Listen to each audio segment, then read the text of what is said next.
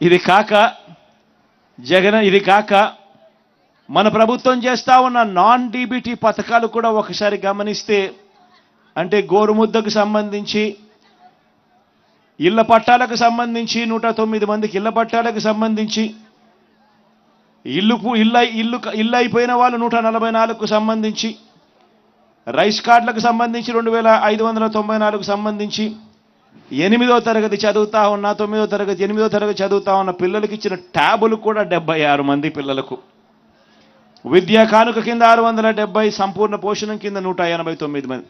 వీటికి సంబంధించినవి నేను చెప్పడంలా, ఎందుకంటే ఇవన్నీ ఇండైరెక్ట్గా ఇస్తా ఉన్నాం కాబట్టి, నాన్ డీబీటీ కాబట్టి వీటి బెనిఫిట్ ఎంతో నేను చెప్పడం లేదు. కానీ ఈ బెనిఫిట్ నాన్ డీబీటీ బెనిఫిట్ కాకుండానే కేవలం బటన్ నొక్కడం, నేరుగా నా అక్క చెల్లెమ్మల కుటుంబాల ఖాతాల్లోకి పోవడం, లేదా ఆ అవ్వల చేతుల్లోకి వెళ్ళడం, ఉట్టి ఇదే చూసుకుంటే కూడా 48,74,34,136. నేను అడుగుతా ఉన్నాను,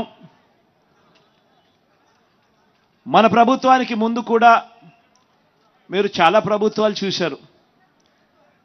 నేను చాలా చిన్నపిల్లోడిని, నాకన్నా పెద్దోళ్ళు, నాకన్నా ఎక్స్పీరియన్స్డ్ పీపుల్, నాకన్నా చాలా అనుభవం ఉందని చెప్పి గొప్పలు చెప్పుకునే వాళ్ళు చాలామంది ముఖ్యమంత్రులుగా కూడా పనిచేశారు.